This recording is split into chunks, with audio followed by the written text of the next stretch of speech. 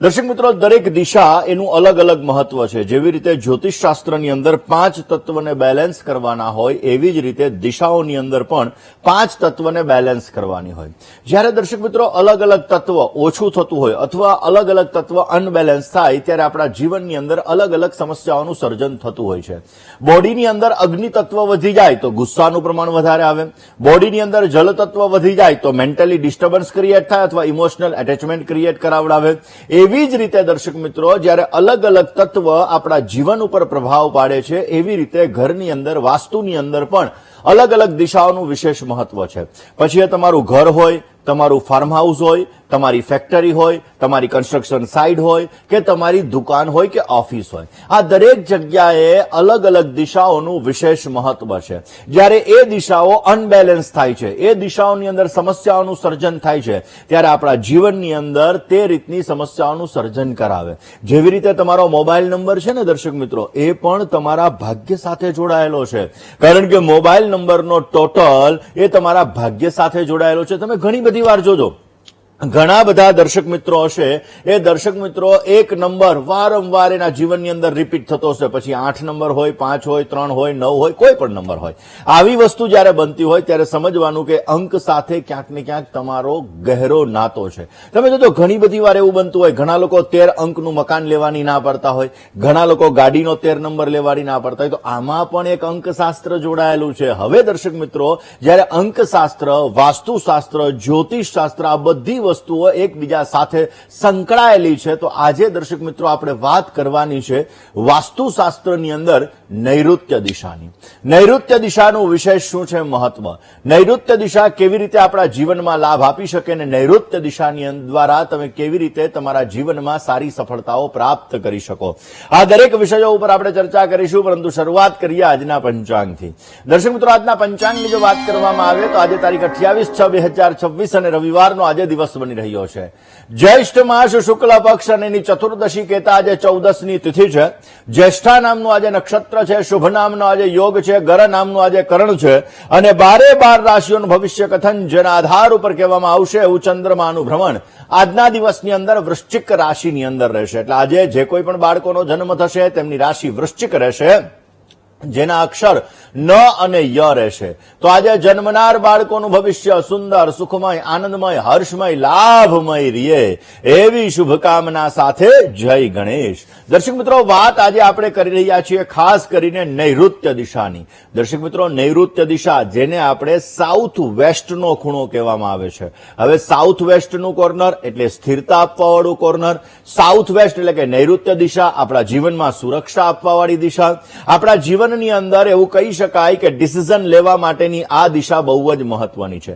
નૈઋત્ય દિશા દર્શક મિત્રો સંપત્તિ, પરિવારનું નેતૃત્વ કરે છે અને સંબંધોને મજબૂતાઈનું પ્રતીક માનવામાં આવે છે. એવું કહેવાય છે કે જો તમારી નૈઋત્ય દિશા સારી હોય તો તમે તમારા જીવનની અંદર સંબંધો દ્વારા ઉત્કૃષ્ટ લાભો મેળવી શકો, જીવનની અંદર સારા એવા ફાયદાઓ પ્રાપ્ત કરી શકો. જો નૈઋત્ય દિશા તમારી સંતુલિત છે તો ઘરની અંદર તમને સ્થિરતા આવે છે, તમારા જીવનમાં તમને પ્રગતિ સારી એવી પ્રાપ્ત થાય છે.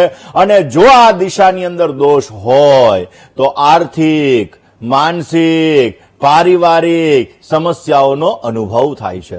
દર્શક મિત્રો, નૈઋત્ય દિશા બહુ જ મહત્વની દિશા છે. ખાસ કરીને દર્શક મિત્રો જ્યોતિષ શાસ્ત્રની અંદર, વાસ્તુશાસ્ત્રની અંદર વૈજ્ઞાનિક દ્રષ્ટિએ, કારણ કે દર્શક મિત્રો આપણને એવો વિચાર આવે કે વાસ્તુશાસ્ત્ર, દર્શક મિત્રો આ શાસ્ત્ર વિજ્ઞાન સાથે પણ જોડાયેલું છે. તમે દર્શક મિત્રો આ વસ્તુનો અનુભવ કરવો હોય ને તો તમારા ઘરના ઈશાન ખૂણાની અંદર તમારે વધારે પડતો વજન રાખી દેવાનું.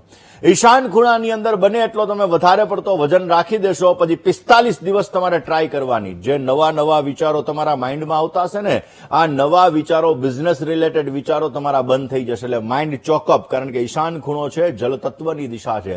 એટલા માટે દર્શક મિત્રો આ નૈઋત્ય ખૂણાનું આપણા જીવનમાં વિશેષ મહત્વ છે. નૈઋત્ય દિશાના સ્વામી નિઋતિ દેવતા છે. ખાસ કરીને પૃથ્વી તત્વનું પ્રભુત્વ કરે છે. સ્થિરતા અને સહન શક્તિની આ દિશા ગણવામાં આવે છે. જીવનની અંદર બિઝનેસમાં સ્થિરતા જોઈએ, દાંપત્ય જીવનમાં સ્થિરતા જોઈએ, દરેક જગ્યાએ જ્યારે સ્થિરતાની જરૂર હોય તો નૈઋત્ય ખૂણો બહુ મહત્વનો છે. દર્શક મિત્રો, નૈઋત્ય દિશાના મુખ્ય ગ્રહ તરીકે જો કોઈને ઓળખીએ તો એ છે રાહુ મહારાજ, જેને આપણે છાયા ગ્રહ તરીકે ઓળખીએ છીએ. ખાસ કરીને રાહુ મહારાજ આપણા જીવનની અંદર વિશેષ લાભ આપે છે. દર્શક મિત્રો, તત્વની અંદર પૃથ્વી તત્વ એનો ખાસ કરીને આ નૈઋત્ય દિશા એની અંદર પૃથ્વી તત્વ રહેલું છે, જે સ્થિરતા આપે છે. અને સ્થિરતા જોતી હોય તો પૃથ્વી તત્વ તમારું મજબૂત હોવું જોઈએ, અને પૃથ્વી તત્વ મજબૂત હોય તો તમારા જીવનમાં સ્થિરતા આવે. નથી કહેતા ધીરજ, ધૈર્ય અને સંયમ રાખવો. જેનામાં પૃથ્વી તત્વ વધારે હોય આવા વ્યક્તિઓ સંયમી બની શકે, આવા વ્યક્તિઓ ધીરજ રાખી શકે. ને એટલા માટે આ દિશામાં વધારે પડતો વજન હોવો જોઈએ, આ દિશા મજબૂત હોવી જોઈએ, આ દિશા સ્થિર હોવી જોઈએ. આ બધી વસ્તુઓ નૈઋત્ય દિશા સાથે દર્શક મિત્રો જોડાયેલી છે. હવે દર્શક મિત્રો, નૈઋત્ય દિશાની અંદર શું શું હોવું જોઈએ? નૈઋત્ય દિશાની અંદર માસ્ટર બેડરૂમ. જો માસ્ટર બેડરૂમ નૈઋત્ય દિશાની અંદર હોય તો ધ બેસ્ટ. ઘરનો મુખ્ય વ્યક્તિ કે જે પોતાના ઘરની અંદર નિર્ણય શક્તિ કરે છે, નિર્ણય લે છે, આવા વ્યક્તિનો બેડરૂમ નૈઋત્ય દિશાની અંદર હોવો જોઈએ.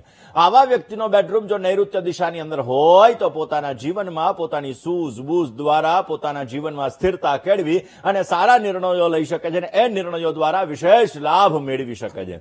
નૈઋત્ય દિશાની અંદર તમે તિજોરી રાખી શકો, એનું મોઢું ઉત્તર તરફ ખુલવું જોઈએ. એવી રીતના જો તમે તિજોરી રાખો છો તો પૈસાનો ગ્રોથ વધે છે, તમારા જીવનમાં નાણાકીય સ્થિરતા આવે છે, આર્થિક લાભો તમને સારા મળે છે. હવે તમે એમ કહો કે નૈઋત્ય દિશામાં અમારે તિજોરી તો રે એમ નથી, તો પિગી બેંક રાખી દો. એક નાનકડો એવો ગલ્લો હોય ને, આ ગલ્લો તમે નૈઋત્ય દિશાની અંદર રાખી દો તો એના દ્વારા પણ તમારા જીવનમાં સ્થિરતા આવે છે, અને એના લીધે પણ તમને નાણાકીય સફળતા સારી એવી પ્રાપ્ત થતી જણાય છે. મોટો કબાટ હોય, ભારે કબાટ હોય, વજનદાર કબાટ હોય, એને પણ જો તમે નૈઋત્ય દિશાની અંદર રાખશો તો પણ તમને બેસ્ટ રિઝલ્ટ મળશે. નૈઋત્ય દિશામાં લોકર હોય તો પણ સારો લાભ મળી શકે. મહત્વના દસ્તાવેજો એ પણ તમે નૈઋત્ય દિશાની અંદર રાખી શકો. ભારે ફર્નિચર તમારે બનાવવું હોય તો એ નૈઋત્ય દિશાની અંદર તમે બનાવો તો અવશ્ય તમને સારો લાભ મળી શકે. આપણને એવો વિચાર આવે માસ્ટર બેડરૂમ જ કેમ નૈઋત્ય દિશામાં રખાય? તો દર્શક મિત્રો, નૈઋત્ય દિશાની અંદર જ્યારે આપણે માસ્ટર બેડરૂમ રાખીએ છીએ તો નિર્ણય શક્તિ વ્યક્તિની વધે છે. એટલે કે જે વ્યક્તિને નિર્ણય લેવાનો છે ને, આ નિર્ણય શક્તિ એની સારી રહે છે, અને પોતે સાચા અને સારા નિર્ણયો લઈ શકે છે.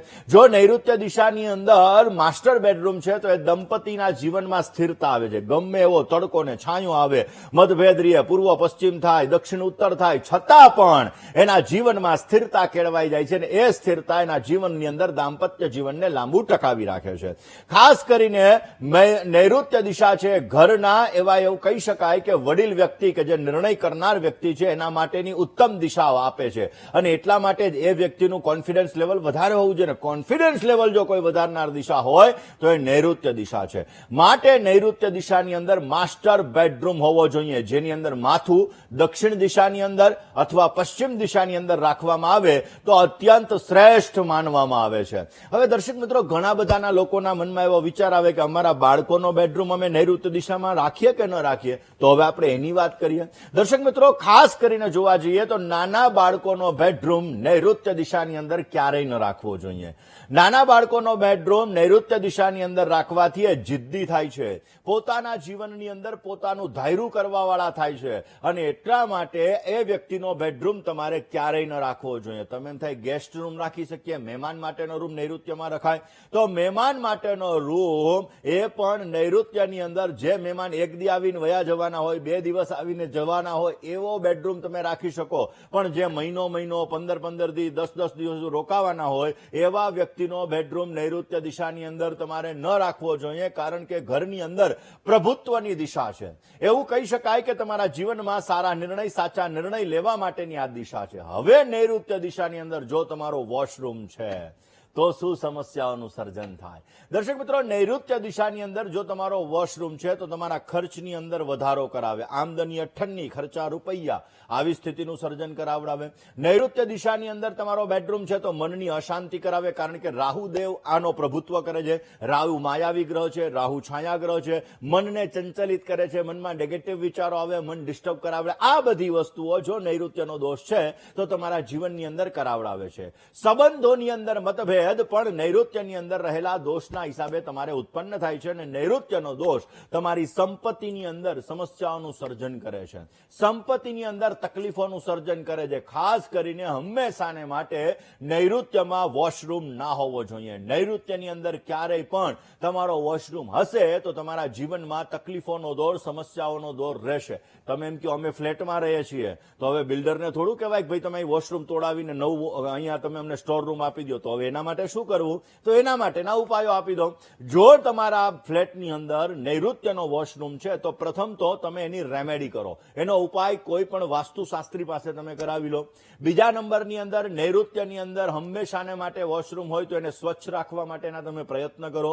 નૈઋત્યની અંદર વોશરૂમ હોય તો એની અંદર લીકેજ કોઈ હોય તો એ લીકેજને સુધારો. ત્યાં ભેજ લાગતો હોય તો ભેજને તમે દૂર કરો, નહીતર જીવનની અંદર સમસ્યાનું સર્જન કરાવડાવશે. બની શકે ત્યાં સુધી નૈઋત્યની અંદર જો તમારો વોશરૂમ છે તો દરવાજો બંધ રાખવાની તમે ટેવ રાખો તો અવશ્ય તમને સારો લાભ મળે. ભારે ખાસ કરીને આ દિશા છે, આ દિશાની અંદર બની શકે ત્યાં સુધી તમે વ્યવસ્થિત સુવ્યવસ્થિત રાખશો તો અવશ્ય તમને સારો લાભ મળી શકે. હવે ઘણી બધી વાર દર્શક મિત્રો એવું હોય કે ફ્લેટની અંદર રહેતા હોય, નૈઋત્યમાં એની બાલ્કની આવતી હોય, તો બાલ્કની આવતી હોય તો એ પણ એક પ્રકારનો દોષ ઉત્પન્ન કરે છે. કારણ કે નૈઋત્ય દિશા ખુલ્લી હોય તો એક પ્રકારનો દોષ છે. નૈઋત્ય ક્યારેય તમારો ખુલ્લો ન હોવો જોઈએ. નૈઋત્ય તમારે ખુલ્લો હશે તો તમારા જીવનમાં એક્સિડન્ટલી સમસ્યાઓનું સર્જન થશે. નૈઋત્ય તમારો ખુલ્લો હશે તો તમારે પૈસા ટકશે નહીં. નૈઋત્ય તમારો ખુલ્લો હશે તો તમારા જીવનમાં સ્થિરતા ઓછી આવશે. નૈઋત્ય તમારો ખુલ્લો હશે તો તમારા નિર્ણય હંમેશાને માટે બદલાતા રહેશે. તો હવે એનો ઉપાય શું કરવો? બની શકે ત્યાં સુધી જો નૈઋત્ય દિશામાં તમારી બાલ્કની છે તો એ જગ્યાએ તમે ભારે કુંડાઓ રાખો. જે વજનદાર કુંડા છે, માટીના કુંડા છે, આવા કુંડાઓ તમે રાખો. પણ ધ્યાન રાખવાનું હો, નૈઋત્ય દિશાની અંદર જે વૃક્ષ વાવવાના હોય, જે ઝાડવા વાવવાના હોય એ જ વાવજો. જો ગલત તમે ઝાડવા વાવી દીધા તો તમારા જીવનમાં સમસ્યાઓનો દોર, તકલીફોનો દોર પણ વધારી શકે. નૈઋત્ય દિશા બની શકે ત્યાં સુધી મજબૂત પડદા, આ જગ્યાએ તમે પડદાનો ઉપયોગ કરો તો પણ તમને સારો લાભ આપી શકે.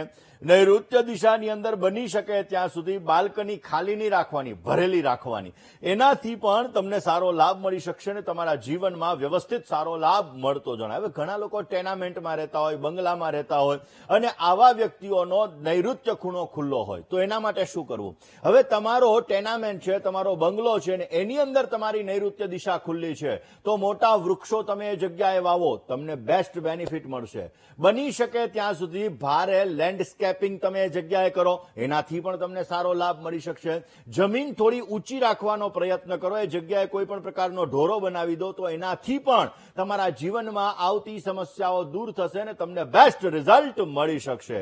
વાત દર્શક મિત્રો નૈઋત્ય દિશાની આપણે કરી રહ્યા છીએ કે નૈઋત્ય દિશા કેવી રીતે તમારા જીવનની અંદર બેટર રિઝલ્ટ આપી શકે, કેવી રીતે તમારા જીવનમાં સારો ફાયદો આપી શકે અને કયા ઉપાયો તમારા જીવનની અંદર ઉત્તમ પ્રકારની પ્રગતિ કરાવી શકે, આ સબ્જેક્ટ ઉપર આપણે ચર્ચા કરવી છે.